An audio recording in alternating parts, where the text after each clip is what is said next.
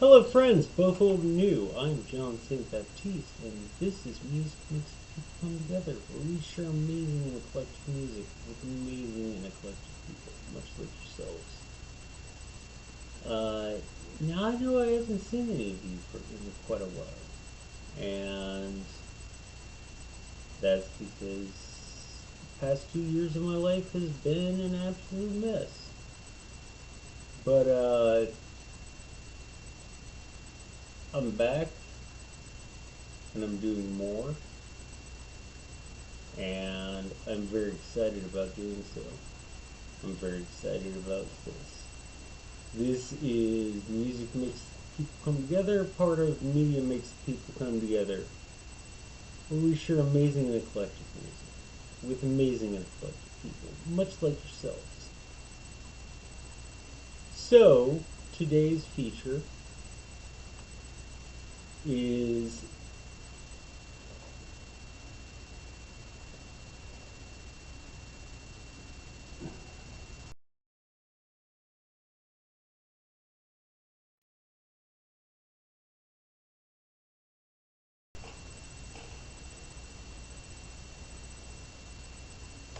and yes, this is a real original feature.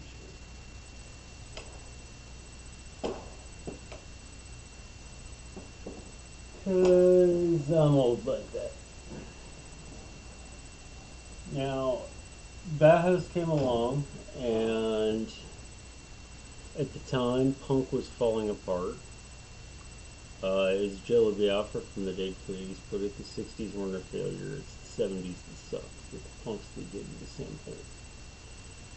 And these were young people who wanted to create a new band. So, and a new style of music. So Daniel Ash, who I would say is the Pappy of Bauhaus, had David J. and Kevin Haskins, and they did a few bands that weren't really successful. They had a couple gigs, whatever. This band was from Northampton, England. At the time, music was big, but with any small band, if you've ever been an artist, you know exactly what I'm talking about. It's hit or miss. And they didn't have a proper singer.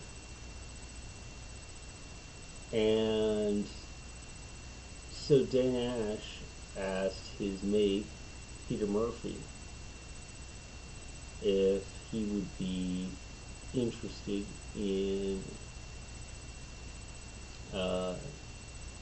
playing, and he was like, kind of non-committal, but then they finally did it.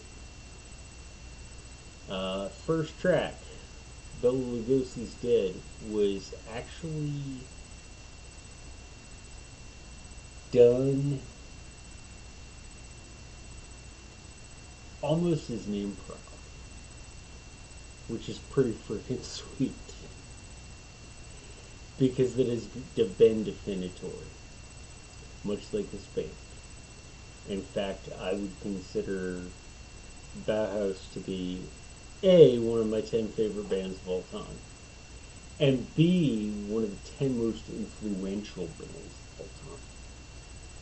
And yes, they created, to an extent, I mean, there were other contributors, but they created gothic rock. But they always had that tongue-in-cheek. I love anybody who is not afraid to laugh at him or herself. None of us are perfect. Well, there was this one guy, but we nailed him to a tree for it. But they finally talked him into it.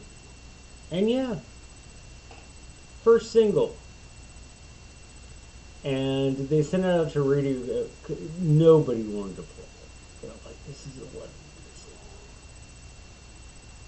long. And finally, there's this DJ who had a late night show, and he played it.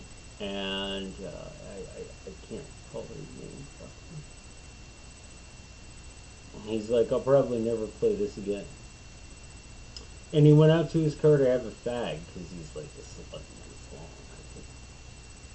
Having been a DJ, I know exactly what that's like.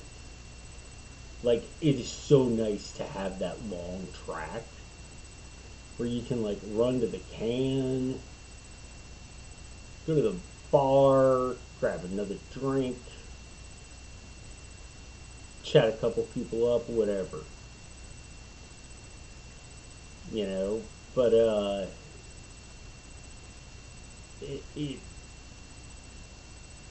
and then the phone just got crushed. Absolutely crushed with call-ins. Some of you younger people aren't really familiar with this. But that used to be the biggest way to get music played on the air, was to call in and ask for it. And so it happened, and yeah, very first single they ever recorded, I believe it was like number 26 in the top 50 singles. By the way, I'm sorry about the tonality issues. I just got a new camera. I'm trying to get that taken care of. Also, I apologize. I haven't seen any of you in quite some time. Might as well get this all out of the way at the same time. Tomorrow, Monday, the 9th of May, at 4 Eastern, I will be doing an AMA. And you can ask me about music, you can ask me about literature, and you can ask me what the hell's been going on with my life for the past 2 years and why I haven't put anything up. But back to the story. So they were very successful almost immediately. I mean, small time successful, not like insane Led Zeppelin, Justin Bieber selling out stadiums, but fairly acceptable.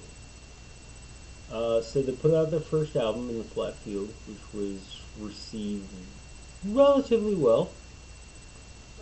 Critics didn't care for it quite as much, but fans did. And that's what matters. Those are the people who were opening their wallets. Then they put out Mask. Then they put out what, to me, I think is their best album they did, which is The Sky's Gone Out. And then they put out Burning from the Inside, which was kind of their swan song. They had already kind of essentially decided they were breaking up, but they wanted to do a last album. A, they owed their record company an obligation, and B, they thought they had wrote some of their best music, and they did, and it was an amazing album. Amazing album.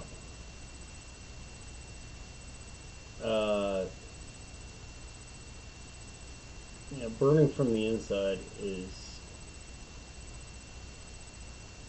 an amazing album. And so many bands have been influenced by that. And it's not just gothic rock fans. You know, she was their contemporary, and Sue from Susie and the Banshees said that they were one of her biggest influences. But you have other bands who are totally different. Typo Negative. Typo Negative is Bauhaus with, 6'7" of bodybuilder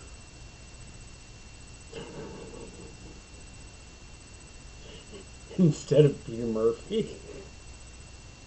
But it's tongue in cheek, and they always laugh at their own jokes. The Smashing Pumpkins, Nirvana. So many bands have said they've been influenced by Bauhaus, and they really have. But apparently, Peter Murphy is not the easiest person on the planet to get along with, so they broke up. And actually, it's, I think, absolutely beautiful that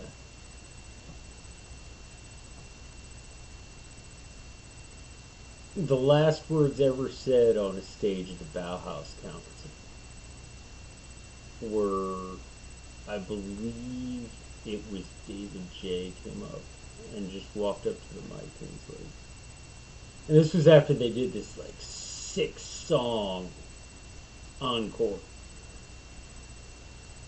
It was like, rest in peace. And that was their last show.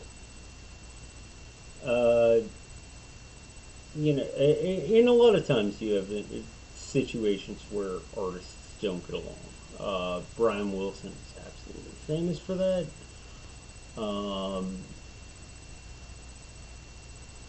Pete Townsend and Roger Daltrey have a legal binding agreement that they will not stay in the same hotel when they're on tour. Aerosmith, everybody has their own tour bus because they all bloody well hate each other. But you have people who are still making great music. And so all of these gentlemen had more music they wanted to make. Just, I guess, not together. And I'm not going to go into their solo careers because then this video would end up being about 40 minutes long. And if any of you are interested in me doing a video about Daniel Ash, Kevin Haskins, David J., or Peter Murphy's solo projects, please leave it in the comments down below. Let me know, and chances are I'll put something together for you. But, so they all went off and did solo projects. And this is why this is the Bauhaus family tree. And so the very first was Dallas Carr, which Peter Murphy did with the guitarist from the band Japan, and I'm trying to remember who else was in that joint, but it was a pretty good lineup. And their stuff, they had always been experimental, but each artist with his projects started getting more and more experimental. I mean, they had always been experimental. You listen to early Bauhaus, it's, prog rock, dub, and punk made a baby, and they called it rock and roll.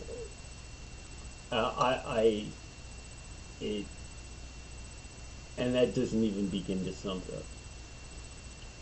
And that's what makes their work so amazing.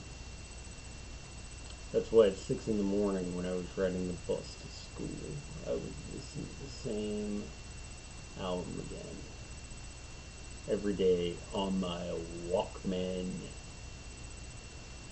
Any of you younger people probably don't know what that is. It's this thing that plays these things called cassette tapes, and you listen to them. And no, the sound quality is not better. I don't care what any hipster tells you. The sound quality on a cassette tape is not better. And I'll do a video about that again soon, about how albums are made. If you'd be interested in that, please leave in the comments below. While you're down there, like, share, subscribe, hit the notification bell.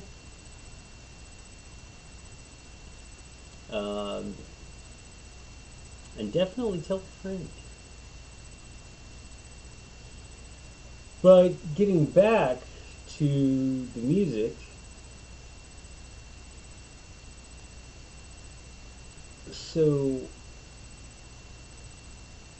and really quick, speaking about artists who were influenced by them, if you pay close attention to Peter Cetera's You're the Inspiration video, the music video from, MTV or VH1 or whatever you were watching on the telly, he's wearing a Bauhaus t-shirt, which is pretty awesome. It's Peter freaking Cetera from Chicago. But, so, the Bauhaus family tree.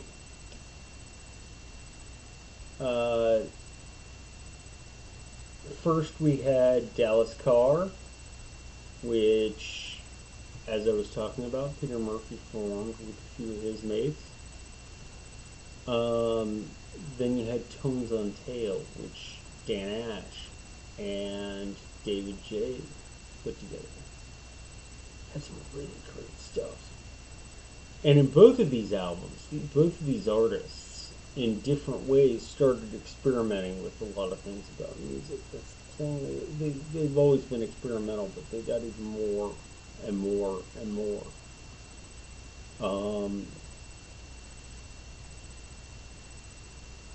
Tones on Tail eventually broke up. Then Dan Ash formed Love and Rockets. And I remember this song so alive because I actually heard it before I had heard anything from Bauhaus. And I actually went to the record store the next day to buy that record. And the guy's like, oh, you need to check out Bauhaus. Okay. He was like, trust me, you'll like it. And I did, and I did.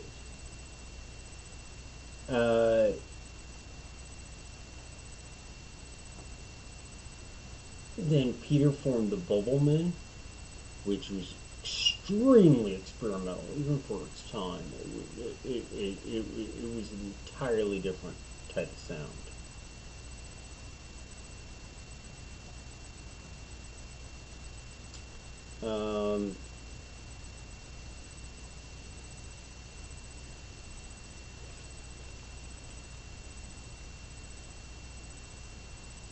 But, even though they didn't quite get along, they all knew they made great music together. And so therefore they did tour a few times. In fact, they put out another album. I want to say it was 98. They did 3 tours together, and then every time it was like, Daniel Ash is like, oh, Peter's being a dick, and Peter's like, oh, I have other things I want to do with my time.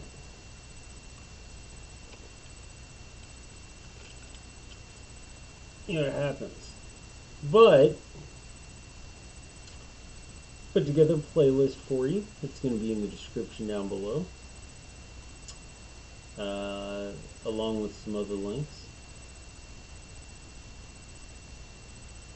So, as always, there is an Easter egg at the beginning and at the end, sometimes in the middle. First, we'll start where it starts, with Bauhaus. And this is She's in Parties.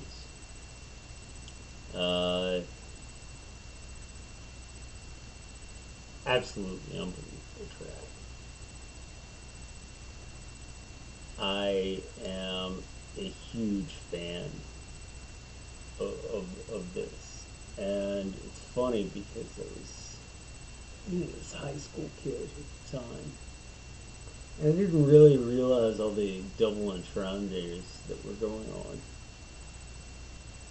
But as I got older, I did.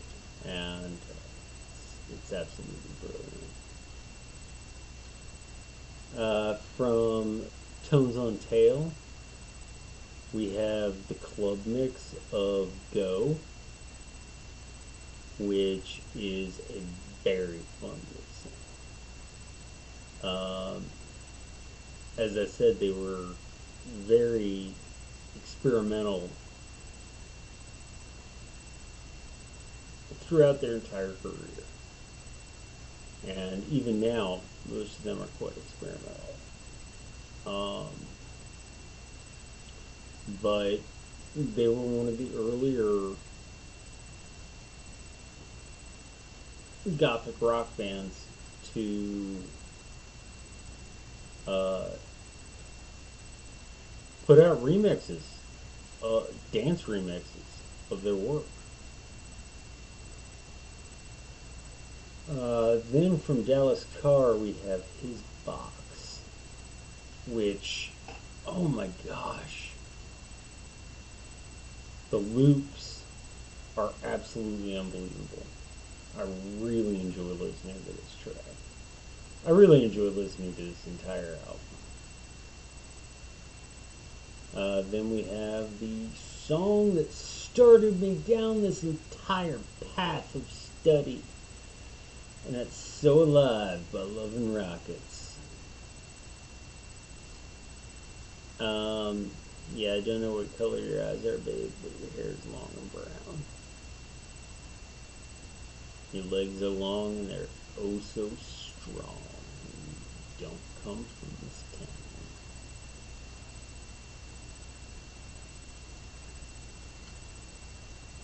I'm not going to ruin the whole song for you. Following that, we have The Bubbleman.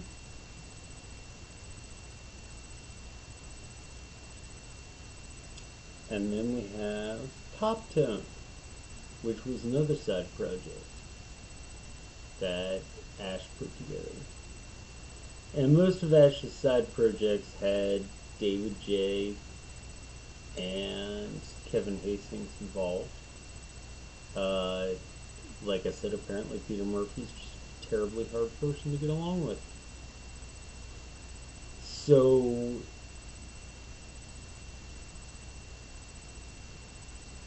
I'm going to let you go ahead and enjoy this music. I hope you do anyway. And I hope you learned something. Tomorrow, 4 Eastern, I will be doing an AMA talking about all the whatever you want. Ask me anything. And I'll also be talking about some of the stuff that's going on with the channel. I'm sorry that this isn't as contrite as a lot of my videos are, but it's been quite a while since I've shot one, so please forgive me. Enjoy the music. And in the meantime, be excellent to one